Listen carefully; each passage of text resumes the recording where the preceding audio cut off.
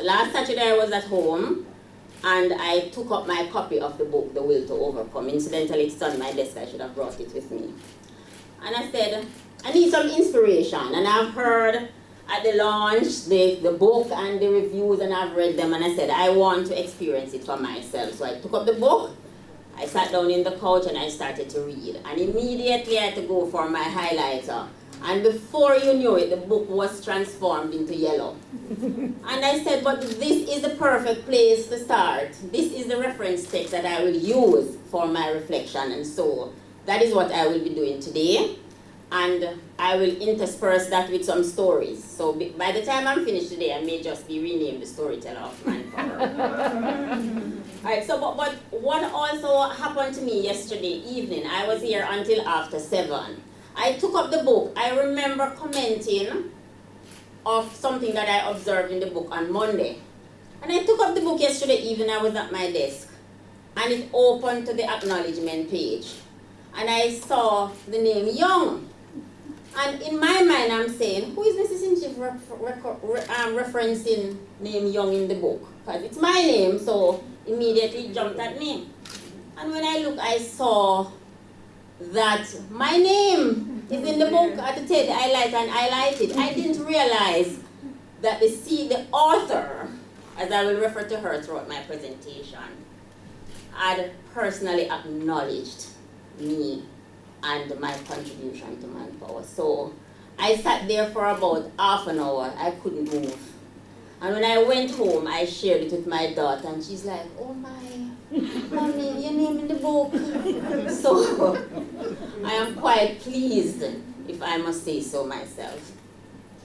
Now, as I said to you before, the book, The Will to Overcome, will be my reference text.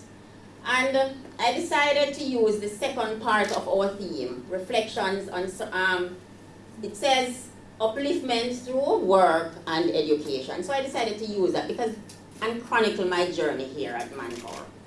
Now, my journey at Manpower started in 1988. So, child labor, I'll tell you from now. I'm not that old. Now, on page 177 of the book, the author writes, and I quote, "Be an inspiration, share your story. There's nothing more beautiful than women empowering other women. An enthralling story behind the glory you know experience might just be the inspiration your sister in business needs to kick fear to the curb, to be pulled out of from the darkness of failure or rejection, or to re-energize for a new beginning. Whatever the reason, your story will have an impact. You have a story, share it. Share how you achieved success. It may not seem special to you, but remember, you're not telling it for yourself. You're telling it to be an inspiration and to influence others." This is where I will start. So as I said, 1988, fresh out of high school, leave country, come to town. I registered for work at an employment agency. Then employment agencies were the big thing. The employment agency I registered at was located in an office complex on Grandspen Road, First Business Center. When I registered, I was told I am lucky because there's a company that needs a typist. Now, they would have seen from my resume that I would have achieved CXC level typewriting. And you all know, if you can master those Olympia typewriters, you can type. And so I was recommended to this company to do typing. Now, the company, Caribbean Health Management Consultants Limited, which is the parent company of Manpower. Now, it may seem that being offered a job as a typist was a little thing, but you never saw an unwritten manuscript from the CEO. Have you ever? Yes. The persons who have had to type an unwritten manuscript from the CEO knows what I'm talking about. It is no simple task. Now imagine having to type a full proposal, handwritten proposal. No, that was exactly what I did, because I had to type the proposal that was submitted to Tony Thwaites Wing in pursuant of the first contract. And we won. Now, for years, that was the typewriter that I used. Now, a brother typewriter. Now this typewriter is, you type, you present the document to her, she corrects it. When she corrects it, you know what you have to do now? You have to get a blank sheet of paper, type the corrected information, paste it over the original, photocopy it. So that was the cut and paste method. Right? Okay.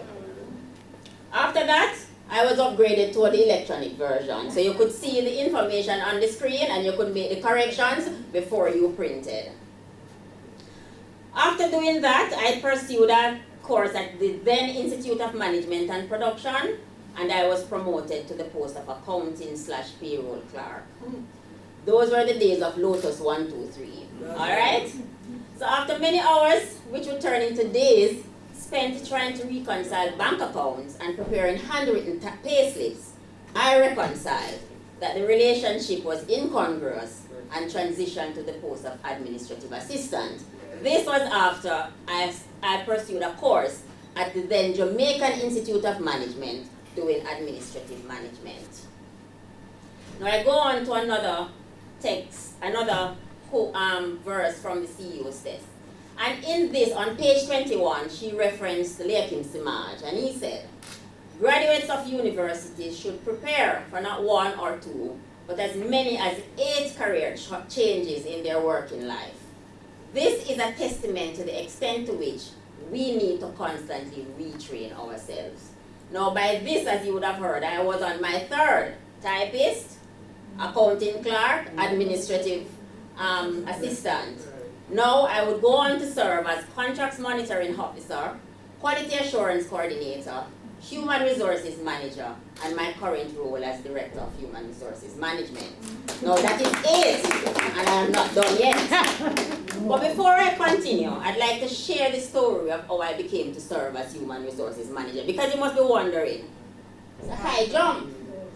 So on many occasions when there was a vacancy, I was asked to serve in that role. And it's because of my well-rounded knowledge of the organizations, and I would gladly do it. On one such occasion, the CEO approached me and she said, would you mind serving on a permanent basis? I was elated. And we negotiated. I don't know if any of you have ever negotiated with her, but you know how that goes. Suffice it to say, I don't think the negotiation ended in my favor.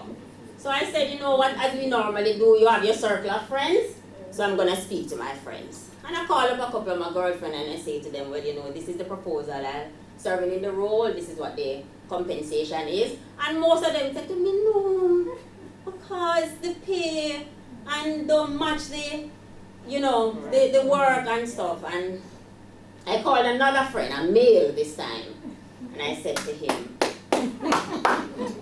I said to him, I said, I need your advice, help me here. And he said to me, but if you don't take the job, what are you going to do? And I said, I will continue to serve in my current role. And he said to me, then Monica, you know, say to your benefit, if you take this and you excel at it, which I know you will do, this is the path now to your career path. And I accepted. Now I just want to share with you that Pierre Sharon, he said, the advice from friends must be received with judicious reserve. We must not give ourselves up to follow blindly, whether right or wrong. And there is another quote that says, the one who doesn't tell you what you want to hear, but tells you what you need to hear, keep them. Now that is exactly what that friend did for me. I go on now to page 121 of the text. It says, need for skill upgrading is of great importance. With the constantly changing technology, standards of business practice, and globalization of labor standards, it is imperative that we constantly upgrade ourselves. Now this, little did I know it then, was quite pivotal for my success. So I left high school with only 2 CXE passes. Alright? There were other grades on the paper, but I had no intention of starting a forest, so those had to be ignored. What did I do? I enrolled in evening classes. By then, I was a single parent, young, single parent, inexperienced. So what I had to do, I had to be strategic in how I was going to now study, because I knew that I didn't want to stay at that level. So I had another friend who also was a single parent. So what we did, we took turns. I would go to school 2 days and keep the children. She would go to school 2 days and I would keep the children. And so courses that could have been finished in a year took 2 years, took longer because we had to be strategic. When I reasoned, my daughter grew up, and when she started high school, I enrolled at UE to do my bachelor's degree. I figured that I would take 4 years, and by the time she was finished, 4 years, she would be ready for CXE, and I would be available to assist her in preparation for CXE. So we did that. The plan was also, when she was finished with high school and entered into university, I would go on to higher level learning. It didn't happen that way. But as you would hear, I did manage to finish when she was awarded a scholarship to study in Brazil. I was then alone, so I could focus on my studies. I continue. Page 57 says, virtue may be its own rewards, but to be rewarded for one's service with a token of appreciation is more concrete and tangible and means a great deal to employees. Something that will be placed in that employee's hands, which will either be hung on a wall or placed on a special surface and represents both individual and team achievement, will be treated specially. Now, I can tell you about that. So I decided to take up my file, as big as it is, and go through it. And talking about rewards, I am reminded that 5% annual gratuity was a thing when we were smaller. There was it on my file that I received. I can't tell you the amount I got, I won't tell you. But 5% annual gratuity was a thing. In 1996, I got a 1-year scholarship to pursue a management training course. In 2010, I received an award as part of the 20th anniversary celebrations. And I benefited from numerous internal and external training sessions. Whether or not the CEO's attendance at my graduation ceremony in 2008 was an account of my invitation or that of the University of the West Indies, it was gratifying knowing she was there in the audience cheering me on. Now, when I decided to go to grad school, I needed a recommendation. And although I was not with Manpower at the time because I left briefly, where do you think I came? Right here.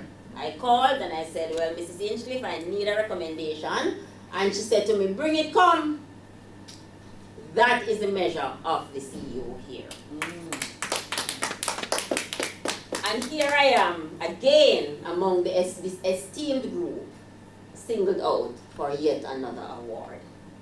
Now, the rewards are not only for me, and you heard her saying, children of the women and the men, they were not only for me. Now, I told you before, I was a single parent.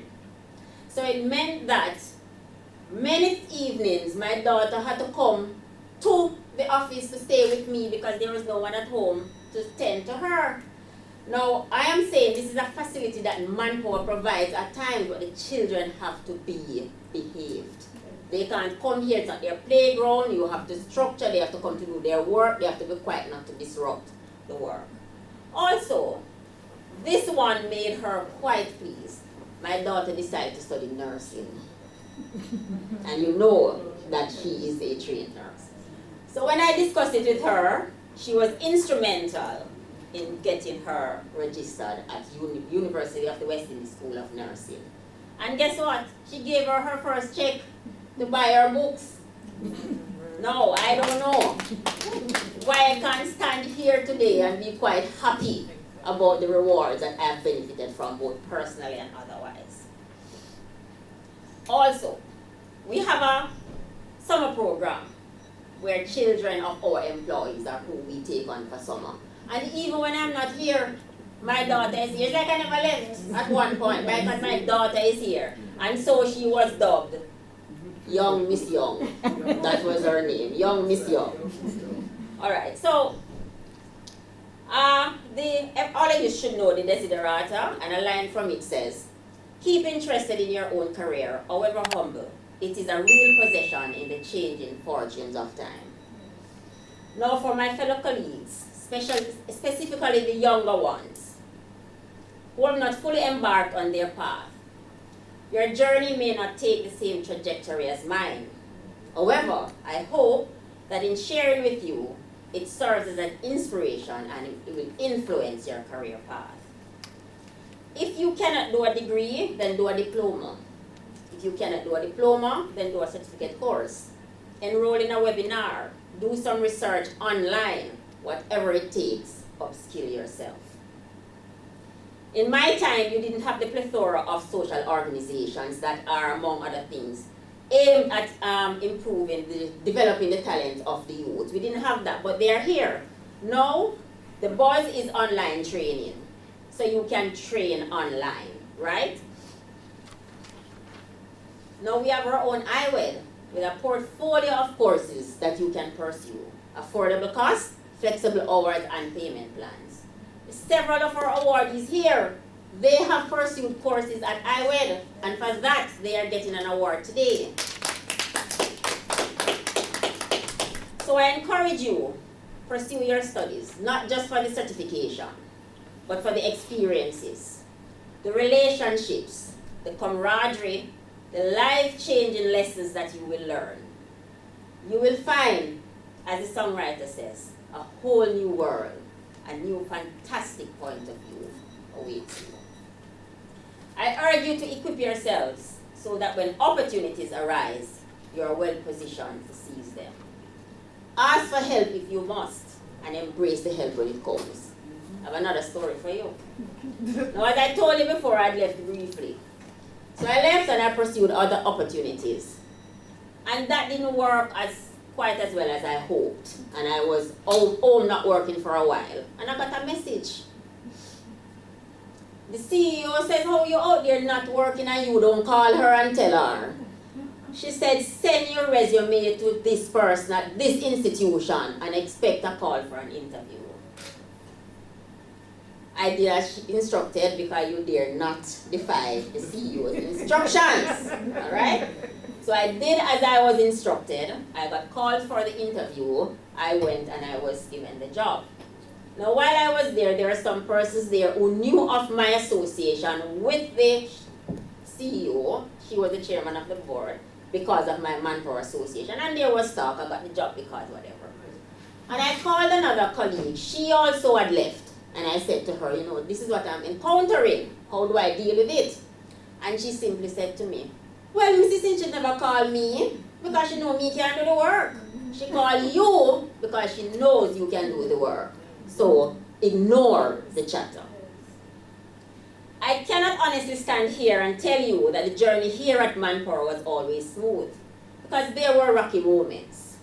However, the lessons learned were instrumental in shaping me personally and professionally, and it is and continues to be an exceptional company to be associated with. For me, it is a time to look back with admiration and a time to look forward with anticipation. I move on to page 57. A wise individual once said, you can judge people by the company they keep, but you can also judge a company by the person it keeps. A company that has managed to retain several persons for 20 years and over, and makes a significant effort to recognize its employees for their contribution, is often an exceptional company. No, Manpower just fit right in here, so for me. So how did I manage to be among the persons serving in excess of 20 years? So there's the phrase, it is not my job, never entered my thoughts. I served in almost all the departments of the organization. If a job was to be done, I would make myself available.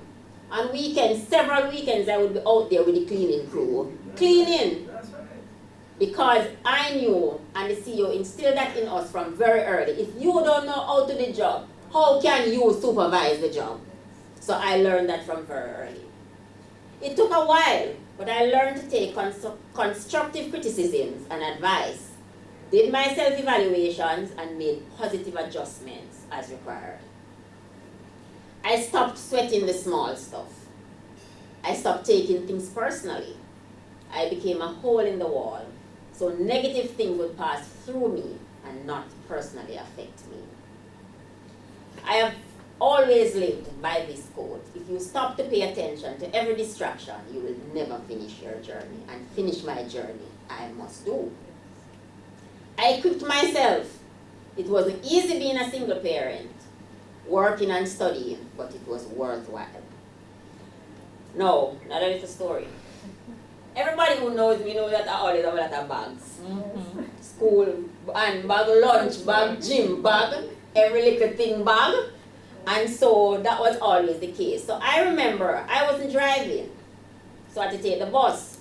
So I had my school bag, my handbag, my lunch bag, my daughter's knapsack, and her lunch bag. And considering some days I didn't get a seat into those 250,000 buses, and you know what though they used to be. So she had to be catching up on me here because she tired and she falling asleep, and I have to maneuver her on one side and maneuver the other bags on the other side. But I would gladly repeat those experiences because of where it has taken me today. On page 59, I continue. We can either continue on our present path or commit to building, and the author says, a country and an economy, but I have substituted that for company. So I will read. We can either continue on our present path or commit to building a company in which those entering the workforce can do so with hope, those already at work can serve with confidence, and those exiting the workforce for well-deserved retirement can do so knowing they have made their contribution and can now enjoy a relatively safe and secure future. So I would like, as part of my address, to call on all awardees. Let us continue to place our invaluable practical and technical expertise to the service of Manpower. Let us use our individual and collective efforts to guide and mentor the young and upcoming staff, for them to emulate our accomplishments so that they too can make sterling contributions to the organization. I would like to thank my colleagues and members of my human resources management team for their unwavering support and for making my tenure here interesting and enjoyable. To the CEO, I want to express my personal appreciation to you for your leadership, motivation, encouragement, and support throughout the years. You have and continue to impart your experience, knowledge, guidance, and know-how, and your efforts have helped my success. Now I have a little bragging rights, you know, because it's not many persons in this room know her as long as I do. So it's my bragging rights. You saw greatness in me when I did not see it in myself.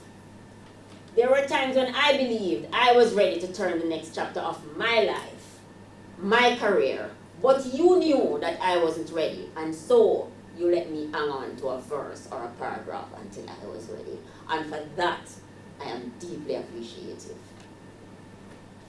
I have a friend who I call once. There are times, and we all work with the CEO, and we know you have to work. And if she doesn't believe that you are working to your full potential, you're not going to hear the end of it. And there were many times that I felt she was being unduly unfair and tough on me. And I called a friend and I said to her, boy, one such day I drove out from the office. And I called her and I said to her, you know, this just happened and this is how Mrs. Hinchliffe and whatever. And she said to me, do you love your daughter? And I said, yes. She said, when you correct her, do you love her any less? I said, no. And she said, well, go back to your work, go do your work. I am mother, and that is why she correcting you, because she know you can do better. I had no choice but to turn around, come back, and do my work. Today, I am honored to be an empower woman. And Mrs. Hinchliffe, may you continue to empower us for many years to come. Before I end, permit me to borrow a few lines from Helen Reddy's song, and this is in tribute to you on your birthday. I am woman, hear me roar, in numbers too big to ignore, and I know too much to go back and pretend, because I've heard it all before, and I've been down on the floor. No one's ever gonna keep me down again. Yes, I am wise, but it is wisdom born of pain. Yes, I've paid the price, but look how much I've gained. If I have to, I can do anything. I am strong, I am invincible, I am a woman. Happy birthday. Thank you. Thank you for checking us out on Good News Jamaica TV for content that informs, inspires, and transforms. Please like, share, leave a comment, subscribe, and hit the notification bell for more positive Jamaica content. Walk good,